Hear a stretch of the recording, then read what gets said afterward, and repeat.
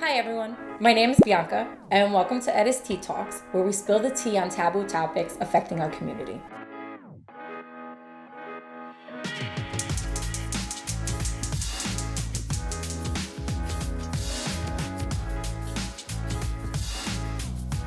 I would like us to define the difference between mental health and mental illness. Mental health is really just mental wellness. Mental illness is like the farther part of the spectrum where I think you've gone too long without checking in with what's going on for you emotionally, spiritually, community-wise. Yes, mental health and mental illness in particular, right, it's non-discriminatory, right? It can affect anybody because of the systems in place, and down the line we can name everything, right?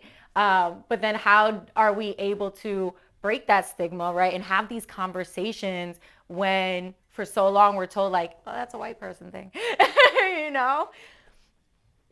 I know that's a loaded question. I honestly feel like it's a generational thing, right? Like, so when I talk about my mom being like, oh, you're anxious, but she doesn't want to call it that. It's like, okay, well, 30, 40, 50 years ago, a Black person has a mental health issue. You go to a doctor and you get just hospitalized. And that's it, or medicalized, or given drugs that are not correct for what you need. And so often it was better and is better for a lot of people to just go pray it away, because why would you trust doctors that put your family members in mental health institutions and don't treat them and don't help them, right? And experiments on them. And experiment on them in these That's a really large violent that ways. people, you know, I feel like don't want to talk about, but that's definitely an underlying part of being like, skirt.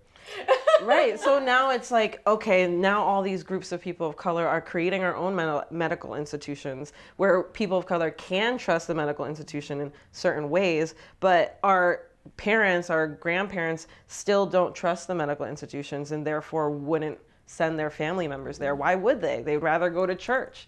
If I was 60 years ago and I found out that people were doing all these experiments on like chlamydia or sterilizing Puerto Rican folks, I would send my family to church instead of the doctor too.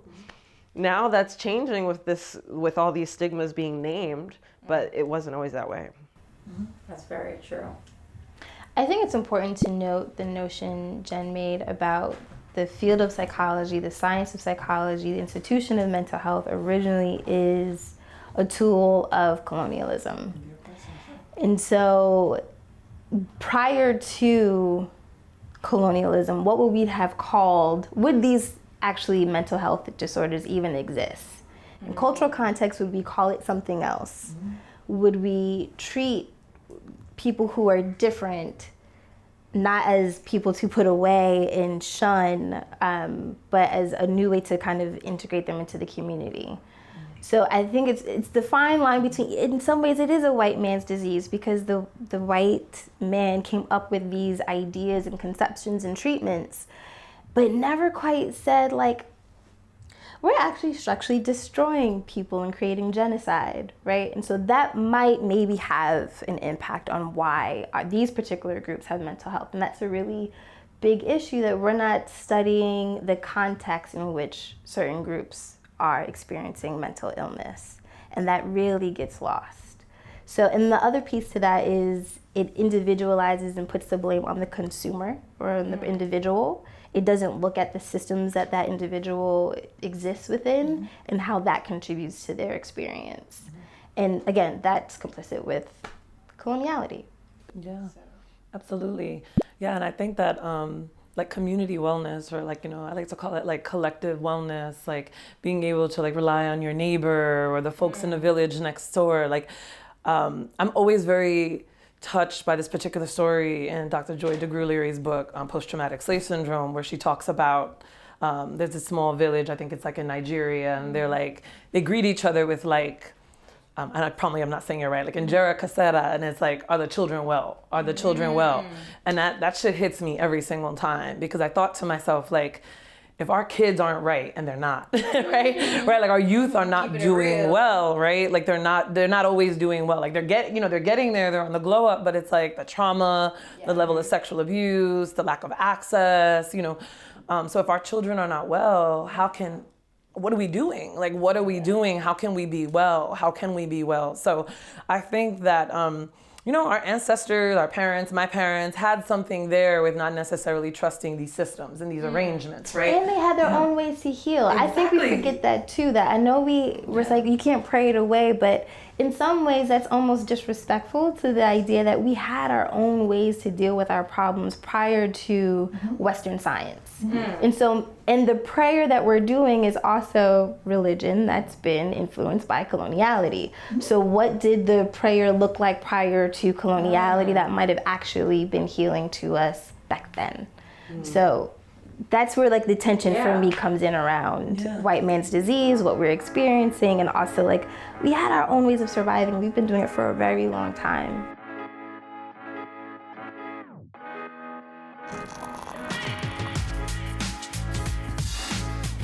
I mean, and then also looking at what happened to the village, right? When we look at our ancestors, collectively they were a village. When you visit the reservations, here in the United States, and you're around the Seminoles or the Sioux or the Cherokee, and other Native Indigenous Americans, they'll tell you like, yeah, the kids run around, we all take care of the children, and when I was at Standing Rock, that hit me like really hard in a way I didn't expect it to, because then I'm looking around and I'm just like, wow, like you only care about yourself. Wow, and just looking at my friends and looking at my family, and they're just like, no, we gotta it's just us, you can't ask for help, and you can't do this and you can't do that.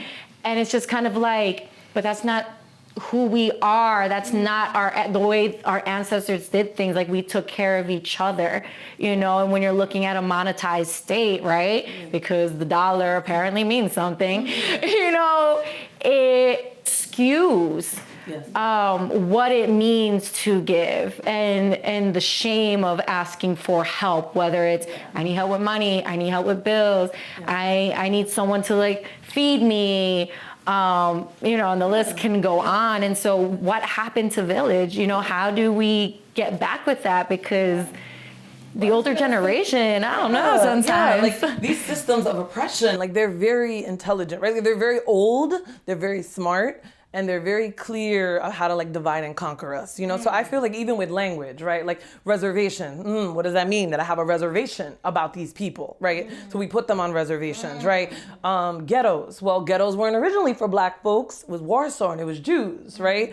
Chinatown. So instead of just allowing us have our little villages and our little communities, they've decided to give us these like little names and then give us the land that either we can't grow on or is not accessible. And then when they realize that it's accessible, right? Like for example, like my hood, like downtown Jersey City, right? We have the view of New York. We have the waterways, right? Because working class people needed to get to the train stations. Now they gentrified that shit. Now I can't afford it. And I have a friggin' doctorate and I can't even afford to live there, for whatever that means. So I'm saying like, these are the ways that I feel like not only do they divide and conquer us within ourselves, but also like our land and then our mentalities and our spirits. Like they and those things are so intertwined and interconnected, right? Like if you look at Native American language and philosophy, language and the way they understand psyche, right? Like your mind and the land are one and the same. They are not separate. And so when you take land away from a people who understand their cosmogony, their epistemologies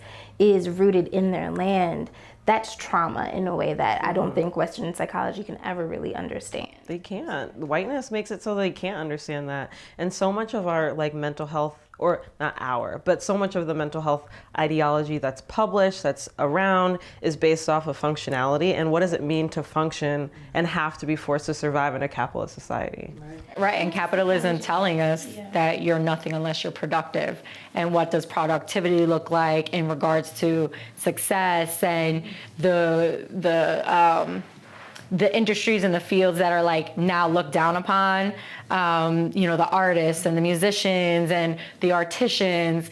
And it's just really interesting because you're like, there was the Harlem Renaissance, there was the European Renaissance, where everybody who was gifted and crafted or found a way to be gifted and crafted was able to survive and do what they love, and it just kept going. And now it's just like, no, I'm sorry, you're gonna be poor, and struggle, and that continues, especially, in communities of color, right, where we put things together. We made our houses with our hands.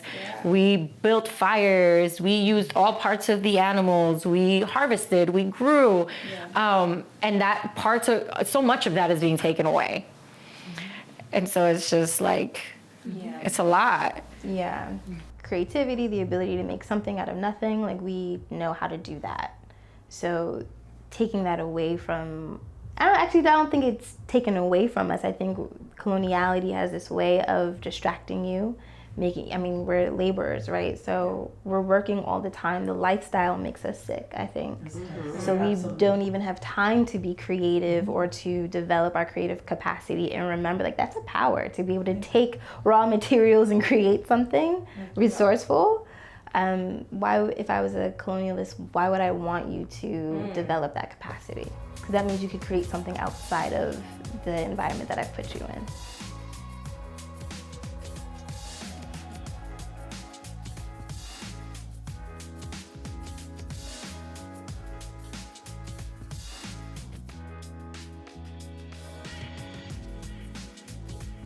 So how do we hold these conversations intergenerationally? This is like from your position of where you're at. Do you know your mother's story? Do you know your grandmother's story? How can we fix it if we're not feeling it? If there's anything you feel that we missed or you'd like to share, please leave a comment below.